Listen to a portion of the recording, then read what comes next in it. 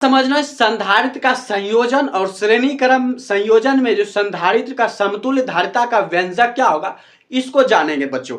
तो आज हम लोग चलते हैं, सबसे पहले संयोजन समझ लेते हैं। संयोजन मतलब होता है जोड़ना। तो किसको जोड़ना? संधारित्र को जोड़ना। तो अकेला तो कोई जुटता नहीं है, तो जुटने के लिए कम से कम दो चीज चाहिए, यानी दो या दो से अधिक संधारित्र की हमें आवश्यकता पड़ेगी।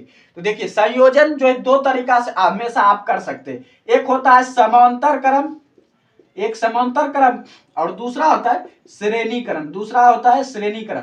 तो यहां पे देखिए आपको आसानी से समझ में आ जाएगा। मान लीजिए आपको 3 होल्डर दिया गया, घर में आपको होल्डर, बिजली वाला काम कभी कभी करते हो, घर में बल्ब खराब हो जाता होगा, तो आपको 3 होल्डर दिए जाएंगे। तो 3 होल्डर जिसमें हर होल्डर में एक प्लस एक माइनस तार होता है, तो एक प्लस एक माइनस, एक प्लस एक माइनस। तो इसको आप कितने तरीके से जोड़ सकते हैं? 3 होल्डर को आप कितने तरीके से जोड़ सकते हैं? तो आप मात्र 2 तरीके से जोड़ सकते हैं। सबसे पहले आप क्या करेंगे, प्लस वाले जितने तार हैं, प्लस वाले जितने तार हैं उनको एक साथ, और माइनस वाले तार जितने हैं उनको एक साथ आप जोड़ सकते हैं। या तो आप पहला ये काम कर सकते हैं कि प्लस वाले तार को एक साथ और माइनस वाले सारे तार को एक साथ जोड़ देंगे। पहला तरीका ये है जोड़ने का। और दूसरा तरीका क्या है, तो आप लाइन बाय लाइन जोड़ सकते हैं। श्रेणी क्रम मतलब होता है लाइन बाय लाइन जोड़ना, मतलब इसका जो माइनस है इसके प्लस के साथ, इसका जो माइनस है इसके प्लस के साथ, अब बाकी जो इसका जो प्लस बचा इसका माइनस, ये आप मेन बोर्ड से, मेन तार से जोड़ दीजिए जहां से बिजली आ रही, आपका बल्ब आसानी से जल जाएगा। तो इस तरह से 2 तरीके से जो संयोजन होता है, एक श्रेणी क्रम से, एक समांतर क्रम से। तो श्रेणी क्रम से लाइन बाय लाइन संयोजन होता है, और समांतर क्रम से जो धनावेश को एक तरफ रखा जाता है और ऋणावेश को एक तरफ। तो इस तरह से संयोजन किया जाता है।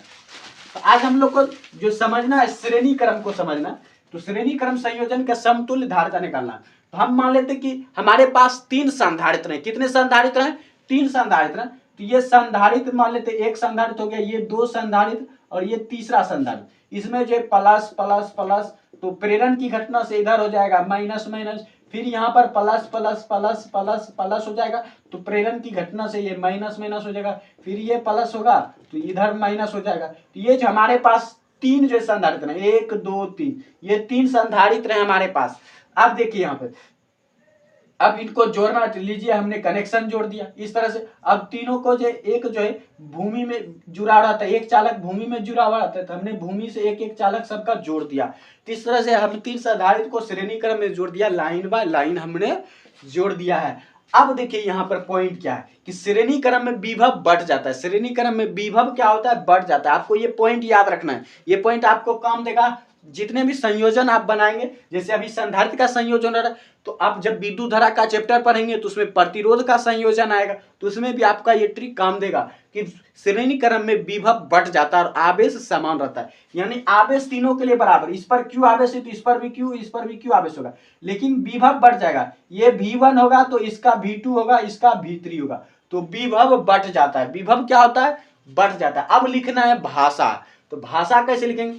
तो माना कि हमने 3 संधारित्र लिया और तीनों संधारित्र के विभव जो क्रमशः V1 V2 और V3 है, और जिन पर आवेश जो समान रूप से Q के रूप में बांटा हुआ है, तो हमें समतुल्य धारिता यानी कुल धारिता, तो कुल धारिता मान लेते हैं C हमको ज्ञात करना है। कुल धारिता C है और कुल विभव V है। कुल विभव क्या है? V है। तो चूंकि जो है, चूंकि C बराबर क्या होता है? Q bye V। C बराबर होता है Q बाय V, तो इसलिए जो है V बराबर हो जाएगा Q बाय C। V बराबर हो जाएगा Q बाय C। तो हमने छोटी Q लिया है आवेश में, तो हम यहाँ भी छोटी Q ही लेंगे, तो इस तरह से हो जाएगा। अब V1 बराबर क्या हो जाएगा? Q बाय C1, क्या कि इसकी धारिता मान लेते हैं C1, दूसरे की धारिता C2, तीसरे की धारिता C3। इस तरह से V2 बराबर फिर हो जाएगा Q बाय C2, V3 बराबर हो जाएगा Q बाय C3। इस तरह से V1 V2 V3 का मान निकल गया। अब देखिए विभव, जो कुल विभव होता है सारे विभवों का योग होता है, यानी कुल विभव V बराबर क्या हो जाएगा? V1 plus V2 plus V3, ये हो जाएगा V1 plus V2 plus V3। अब देखिए V बराबर क्या है? Q by C। तो V बराबर हम लिखेंगे Q बाय C। V1 बराबर क्या है? Q1 bye C1। V2 बराबर क्या है? Q bye C2। V3 बराबर क्या है? Q by C3। इस तरह से देखिए Q जो है कॉमन आ रहा है। Q क्या आ रहा है? कॉमन आ रहा है, तो हम कॉमन ले लेंगे। Q जो है हम कॉमन ले लेंगे। कॉमन लेने के बाद हमारे पास बचेगा 1 bye C1 1 bye C2 plus 1 bye C3। तो इस तरह से Q Q देखिए कैंसिल हो जाएगा और हमारे पास जो आंसर आएगा 1/C बराबर 1/C1 plus 1/C2 plus 1/C3। और यही जो आंसर होता है सर श्रेणी क्रम में जो संधारित्र का संयोजन का जो कुल धारिता होता है वो होता है 1/C बराबर 1/C1 plus 1/C2 plus 1/C3। यही है समतुल्य धारिता का जो व्यंजक किस क्रम में, तो श्रेणी क्रम संयोजन में।